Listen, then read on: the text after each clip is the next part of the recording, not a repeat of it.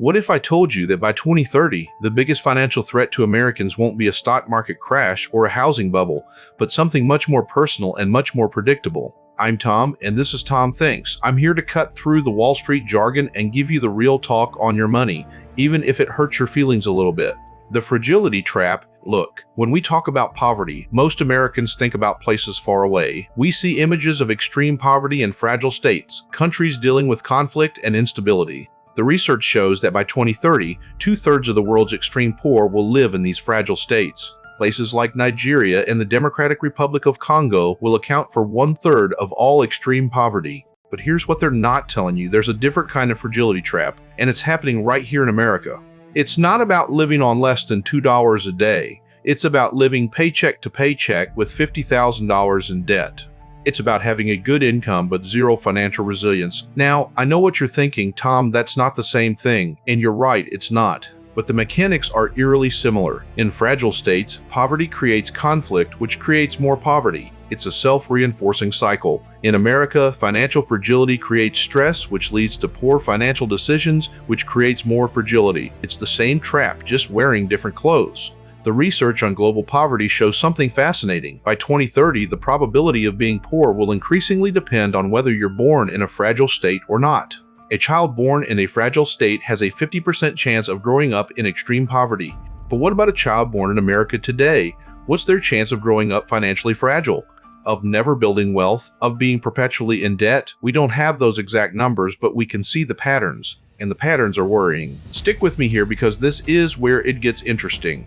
The same forces that create poverty traps in fragile states, lack of access to capital, poor infrastructure, systemic instability, have their American equivalents. High interest rates on credit cards, student loans that can't be discharged in bankruptcy, medical debt that accumulates faster than you can pay it off. These are our version of institutional fragility. And just like in those fragile states, once you're in the trap, it becomes incredibly difficult to escape. The data shows that in fragile states, only about half will reduce their absolute number of people in extreme poverty between 2020 and 2030. In America, how many households will reduce their debt burden between now and 2030? How many will actually build meaningful savings? The trajectory matters, because here's the uncomfortable truth. Financial fragility isn't just about how much money you make. It's about how much security you have. It's about your ability to withstand a shock, a job loss, a medical emergency, a car breaking down. And for millions of Americans, that ability is shrinking every year. The American poverty shift. Now, let's look at what the global poverty research reveals about patterns that might apply closer to home. The evolution of global poverty from 1990 to 2030 shows a dramatic shift. 30 years ago, poverty was concentrated in low-income Asian countries.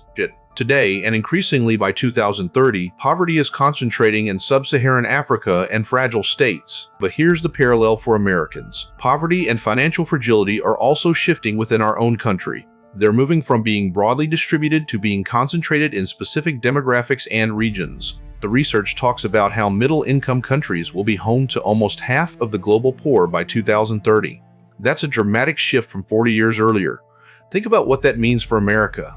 We're a high-income country, but we have middle-class households that are functionally poor. They have incomes above the poverty line, but after debt payments, housing costs, healthcare expenses, and childcare, they have nothing left. They're one emergency away from financial disaster. This is what I call the American poverty shift. It's not about official poverty statistics. It's about financial fragility statistics.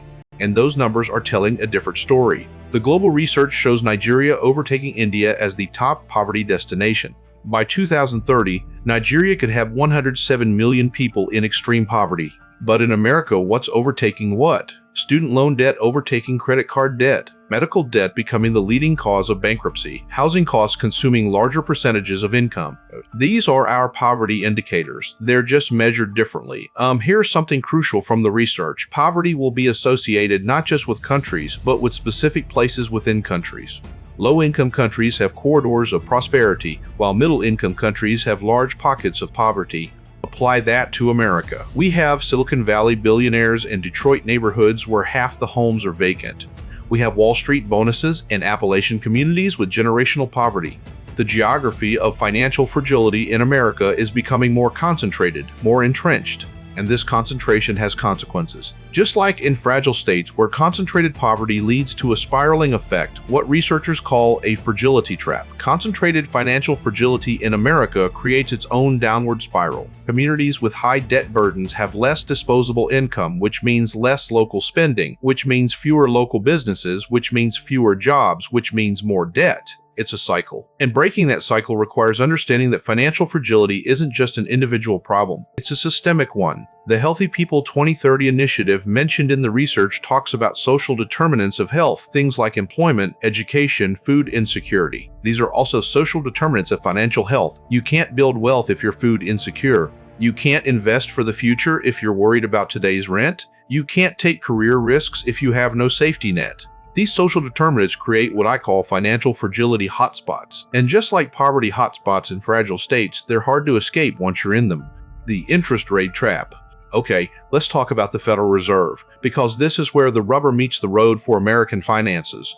The research mentions that the Federal Reserve plays a crucial role in managing monetary policy to achieve price stability and maximum employment. They raise and lower interest rates. They manage the money supply, and every single one of their decisions trickles down to your wallet. But here's what they don't teach you in economics class. Monetary policy operates with lags. Today's interest rate decisions may take several quarters to fully impact the economy. So when the Fed raises rates to fight inflation, you don't feel it immediately, but you will. Your credit card rates go up. Your car loan gets more expensive. Your mortgage, if you're getting a new one, becomes less affordable. And if you have variable rate debt, watch out. Now, I know what you're thinking, but Tom, higher interest rates are good for savers. And yes, in theory, they are. But let's be honest, how many Americans have significant savings? The data shows that most Americans don't have enough savings to cover a $1,000 emergency. While retirees might benefit from higher CD rates, the majority of working Americans are net borrowers, not net savers. And for net borrowers, higher interest rates are a tax on financial fragility. Here's the psychology behind this. When interest rates are low, debt feels manageable. You can carry a balance on your credit card. You can finance a car for 7 years. You can take out student loans without thinking too hard about the payments. But when rates rise, that manageable debt becomes crushing. The minimum payments increase. The time to pay off balloons. And suddenly, you're not just paying for what you bought, you're paying the bank for the privilege of being in debt. And this is the interest rate trap. And it's particularly dangerous because it's invisible until it's too late. You don't feel it when rates are low. You only feel it when they've already risen. And by then, you're already trapped. The Federal Reserve's dual mandate is price stability and maximum employment. But there's a third thing that gets affected: household financial stability. And that's not in their mandate. So they'll raise rates to fight inflation, even if it means pushing millions of households closer to financial breaking point. Because that's not their problem. Their problem is the macroeconomy. Your problem is your personal economy. And these two things are not always aligned. Stick with me here because this is important. Historical analysis shows that monetary policy has lags. That means the pain from today's rate hikes will be felt most acutely in 2024, 2025, maybe even 2026. But by 2030, that's when the full impact will be visible in household balance sheets. That's when we'll see how many people got trapped by rising rates. That's when we'll see how many retirement plans got derailed. That's when we'll see how many dreams got postponed indefinitely. Because debt compounds. And when interest rates are high, it compounds faster. This isn't just math, this is psychology. The stress of carrying high interest debt affects everything. Your health, your relationships, your job performance, your ability to think clearly about your future. It creates a kind of financial tunnel vision where you can only see the next payment, the next bill, the next crisis. And that's exactly what the interest rate trap is designed to do: keep you focused on survival, not growth. The health-wealth connection. Now let's connect some dots that most financial advisors miss. The Healthy People 2030 research talks about social determinants of health. Things like employment, education, food insecurity, environmental health. But what they're really talking about are the foundations of financial health. Because, here's the truth, you cannot separate physical health from financial health. They're two sides of the same coin. And by 2030, this connection will determine who thrives and who just survives. Look, medical debt is already the leading cause of bankruptcy in America, but it's not just about the big catastrophic illnesses. It's about the chronic conditions, the diabetes that requires expensive medication, the back pain that limits your ability to work, the mental health issues that affect your job performance. These are health issues that become financial issues. And once they become financial issues, they make the health issues worse. It's another trap, another vicious cycle. The research mentions tracking health conditions like diabetes, cancer, and obesity. But think about the financial implications of these conditions. Diabetes medication can cost hundreds of dollars a month without insurance. Cancer treatment can bankrupt even well-insured families. Obesity-related health issues can limit employment opportunities and increase insurance costs. These aren't just health statistics. They're financial time bombs, and they're ticking in millions of American households. But here's what's even more insidious. The reverse is also true. Financial stress causes health problems. The anxiety of debt, the sleepless nights worrying about bills, the high blood pressure from constant financial pressure, these aren't hypotheticals. They're documented medical facts. Financial stress is a health risk factor. So we have this bidirectional relationship. Poor health leads to financial fragility, and financial fragility leads to poor health. And by 2030, this relationship will be the defining characteristic of American economic life for millions of people. Now, I know what you're thinking, but Tom, what about insurance? What about the Affordable Care Act? And yes, those things help, but they don't solve the underlying problem. Because even with insurance, healthcare in America is expensive. Co-pays, deductibles, out-of-network providers, prescription costs, these add up. And for families living paycheck to paycheck, even a $500 deductible can be catastrophic. That's $500 that doesn't go toward rent or groceries or debt payments. That's $500 that might have to go on a credit card at 25% interest, compounding monthly. Do you see how this works? A health issue becomes a financial issue, becomes a bigger health issue, becomes a bigger financial issue. It's the Fragility Trap, American edition. And the worst part, this trap disproportionately affects certain groups. Just like the global poverty research shows, children in fragile states have a 50% chance of growing up in extreme poverty.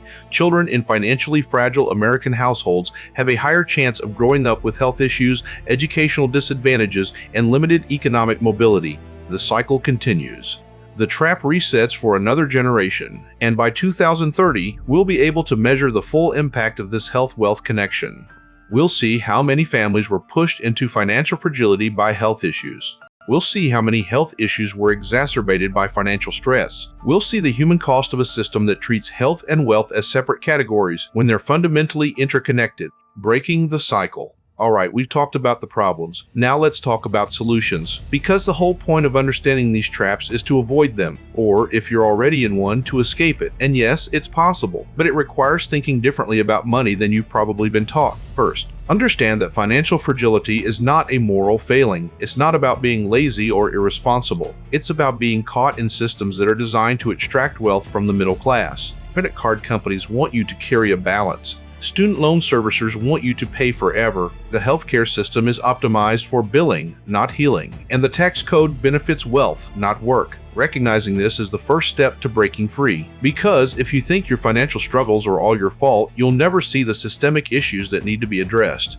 Now, here's the secret. The way out of financial fragility is not necessarily to make more money. It's to reduce your exposure to the traps. It's to build what I call anti-fragile systems in your personal finances. Let's start with debt. The global poverty research talks about fragility traps that keep countries away from any hope of stability. Your personal debt is your fragility trap, and the way out is not necessarily to pay it off fastest, though that helps, but to restructure it so it can't trap you. That means converting variable rate debt to fixed rate when possible. That means prioritizing high interest debt first. That means understanding that not all debt is created equal. A mortgage at 3% is very different from a credit card at 25%. One builds wealth slowly, the other destroys it quickly. Next, emergency savings. I know, everyone says this, but they don't tell you why it matters psychologically. An emergency fund isn't just money in the bank, it's mental freedom. It's the ability to say no to a predatory loan. It's the ability to walk away from a bad job.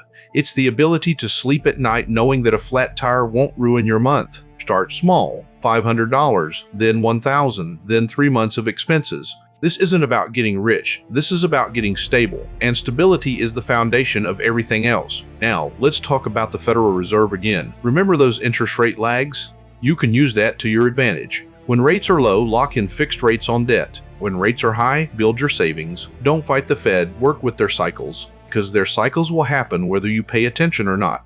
The difference is whether they happen to you or for you. Health insurance is another anti-fragility tool, but not just any insurance. Understand your policy. Know your deductibles. Have a plan for medical expenses. Because medical debt is the stealth wealth killer, it doesn't announce itself like a stock market crash. It creeps in through emergency room visits and prescription refills. And by the time you notice it, you're already trapped. Finally, mindset. The research on fragile states shows that increased poverty increases the risk of conflict relapse. In personal finance, increased financial stress increases the risk of poor decisions. When you're stressed about money, you're more likely to take a payday loan, more likely to ignore your budget, more likely to make emotional investment decisions. Breaking the cycle requires recognizing when you're in stress mode and having systems in place to prevent bad decisions. Automatic savings, spending limits, accountability partners. These aren't sexy financial tips. They're behavioral guardrails, and they're more important than any stock pick or real estate strategy. Because you can have the best investment in the world, but if you sell it in a panic during a market downturn, it doesn't matter. Financial fragility isn't about what you own, it's about how you react when what you own loses value, or when life throws you a curveball. And by 2030, life will throw curveballs. The question is whether you'll be ready. Your 2030 financial plan. So let's bring this all together. By 2030, where do you want to be? Financially fragile or financially free? Trapped in cycles of debt or building generational wealth? The choice isn't as dramatic as it sounds because it's made through hundreds of small decisions between now and then. Decisions about debt, decisions about savings, decisions about health, decisions about mindset. First, audit your fragility points. Where are you most vulnerable? Is it credit card debt, student loans, lack of emergency savings, no health insurance? Identify your personal fragility traps. Because you can't fix what you don't measure, and you can't avoid traps you don't see. Second, build your anti-fragility systems. Automate your savings even if it's just $20 a week. Refinance high-interest debt. Get adequate health insurance. Create a will and basic estate documents. These aren't wealth-building activities. They're fragility-reducing activities, and they're more important for most people than chasing hot stocks. Third, understand the macroeconomic forces that will shape the next 6 years. The Federal Reserve will continue to raise and lower rates.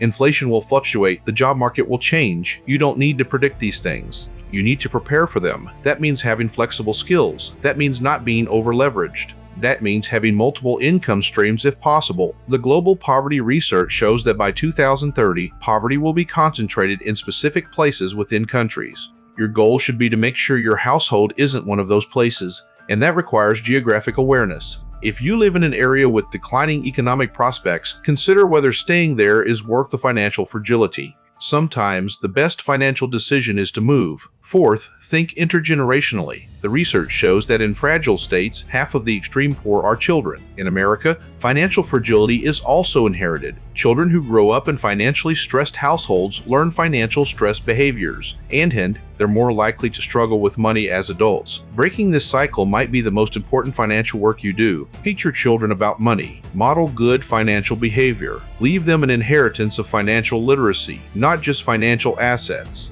Finally, remember that financial freedom isn't about having millions of dollars. It's about having options. It's about being able to say no to things that don't serve you. It's about sleeping well at night. It's about reducing stress and increasing joy. By 2030, the world will look different. Technology will have changed. The economy will have evolved. But human nature won't have changed. We'll still want security. We'll still fear uncertainty. We'll still make emotional decisions about money. The difference between being broke in 2030 and being secure in 2030 won't be about beating the market.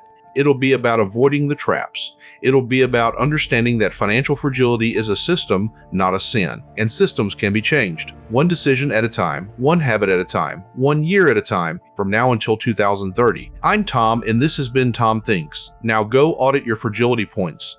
Your future self will thank you. Found this interesting? Subscribe to the channel. Give this video a like, share it out, and drop your questions or ideas in the comments. Until our next adventure.